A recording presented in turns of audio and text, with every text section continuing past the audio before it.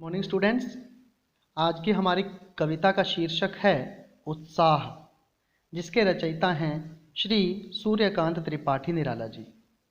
इस कविता के अंदर मुख्य रूप से वे बादल के गरजने और उसके बरसने, इन दोनों के बारे में वो बताते हैं और यह भी बताते हैं कि किस प्रकार बादल के गरजने से लोगों में, जीवों में, जंतुओं में किस प्रकार परिवर्तन आता है, किस प्रकार उनके मन में एक नए उत्साह का संचार होता है। आइए इस कविता को समझते हैं और फिर वो विचार करेंगे कि उत्साह इस कविता का नाम क्यों रखा गया है। देखिए, उत्साह का अर्थ वास्तव में होता है जोश, स्फूर्ति, चैतन्य। तो देखिए, कहते हैं बादल गरजो, हे बादल आप गरजिए। और करना क्या है? घेर घेर घोर गगन, घेर लीजिए आकर इस आकाश को। और कैसे भाई? बिल्कुल भयंकरता के साथ। यानी जो ये आकाश है इस पर आप पूरी तरह से छा जाइए। और करना क्या है? छाना है। और छाने के बाद धारा अधर ओ। अब देखिए, धारा का मतलब होता है बारिश की धारा, आप कह सकते हो इसे। और अधर का मतलब होता है नीचे, यानी धारा के रूप में पानी को नीचे बरसाने वाले बादल को यहाँ पर धाराधर कहा गया है। यानी हे धारा को नीचे बरसाने वाले बादल, आप इस आकाश को आकर चारों तरफ से घेर लीजिए। अब बादल जो आ गया, आपने देखा भी होगा कि आकाश में जब बादल आता है तो उसमें हमें कई प्रकार के रूप भी दिखाई देते हैं। दिखता है ना, कई बार वो कोई कैसा रूप ले लेता है, कई बार कैसा रूप ले लेता है। बिल्कुल ऐसी ही बात यहाँ पर कही गई है। ललित ललित काले घुंघराले, बाल कल्पना कैसे पाले। अब ललित ललित का अर्थ यहाँ पर है कोमल कोमल। काले घुंघराले का अर्थ यहाँ पर है काले रंग के और घुंघराले बाल।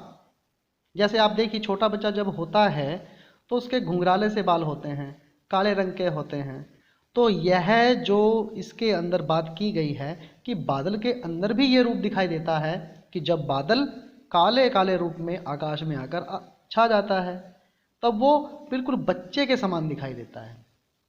फिर बाल कल्पना कैसे पाले, कि जैसे किसी बच्चे की कल्पनाएं होती हैं, बच्चा जैसी कल्पना करता है उसी कल्पना के समान हे बादल आप भी रूप को धारण कर लेते हो।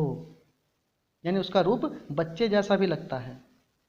उसके साथ साथ बाल कल्पना तो है, लेकिन विद्युत छवि उर में, उसके हृदय में बिजली भी छिपी पड़ी है। उर होता है हृदय और विद्युत का मतलब बिजली होती है। और इसीलिए कहा है उनको कवि, कवि भी कहा है बादल को। और नवजीवन वाले, यानी बादल नया जीवन सबको देते ही हैं। ये सब आपको पता ही है कि जब बादल बरसता है तो जो बीज धरती में छिपा पड़ा था उसको पानी मिलता है, एक नया अंकुर फूटता है। इसलिए कवि उसको नवजीवन वाले कहता है। कवि कहने के पीछे तात्पर्य यह है क्योंकि जैसे कवि कविताएं करता है कल्पना के अंदर, उसी प्रकार बादल भी अपनी कल्पनाओं के रूप में ही वर्षण करता है। कहीं पर ज़्यादा वर्षा हो जाती है, जैसे कवि अपनी लेखनी से किसी कविता को रचता है, उसी प्रकार बादल भी अपने बरसने से एक नई सृष्टि का सृजन करता है। इसी वजह से उसको कवि कहा गया है। वज्र छिपा, अब बादल के अंदर वज्र भी है, वज्र के समान ताकत भी है, क्योंकि बादल जो हैं वो भयंकर भी हो सकते हैं। कि मान लीजिए कहीं पर बिजली गिर गई या बादल फट गया तो उसमें वज्र, बिजली ये छिपी पड़ी है ना। फिर भी कवि कहता है नूतन कविता फिर भर दो, यानी ये संसार के जो मनुष्य हैं इनमें एक नए जीवन का आप संचार कर दीजिए। नूतन कविता का अर्थ यही है, एक नए जीवन का संचार। इसलिए कवि कहते हैं बादल गरजो, बादल गरजो। अब जब तक बादल बरसे नहीं थे भाई, तब तक क्या था? विकल विकल उन्मन थे उन्मन, विश्व के निदाग के सकल जन। विकल विकल, विकल का मतलब होता है बेचैन थे।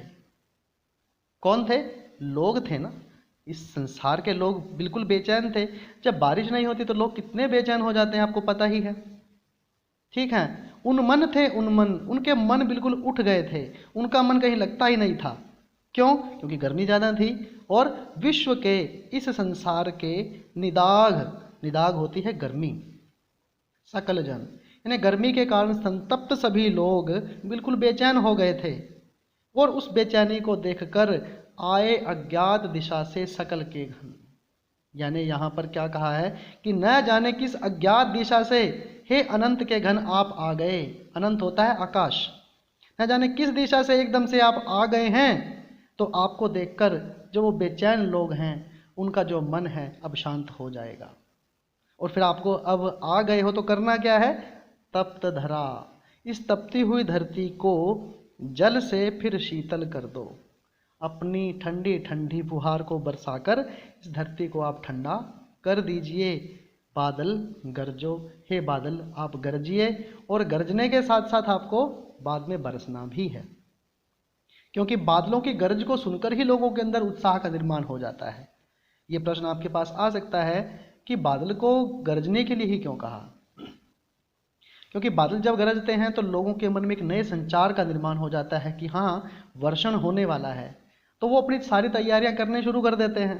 पक्षी अपने घोंसलों की तैयारियां करनी शुरू कर देते हैं, लोग अपने कार्य में जुट जाते हैं, किसान खेत में हल जोतना शुरू कर देते हैं, क्योंकि उनको एक उम्मीद बंध जाती है कि बादल अब बरसेंगे। और इस उम्मीद को जगाते हुए ही कवि ने उत्साह कविता में बादल को नव जीवन देने वाला भी कहा है, उनको कवि भी कहा है, अनंत के घन भी कहा है, और बच्चे की कल्पना के समान कोमल भी कहा है। उसका जो वज्र के समान उसमें भयंकरता होती है उसका वर्णन भी किया है।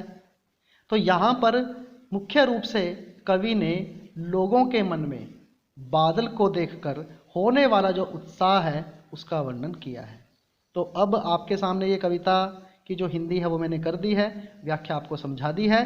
तो अब आप इसकी व्याख्या को ध्यान से समझिए, और अगली वीडियो में जो इसकी अगला पोर्शन है, एक कविता इसके अंदर और दे रखी है शायद, इसका नाम है अट नहीं रही है, वो करवाई जाएगी, और उसके बाद इसके प्रश्न लिखवाए जाएंगे आपको।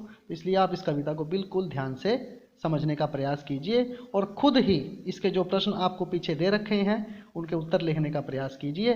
उसके बाद मैं आपको इसके पूरे प्रश्नों के उत्तर भी लिखवाऊंगा। धन्यवाद।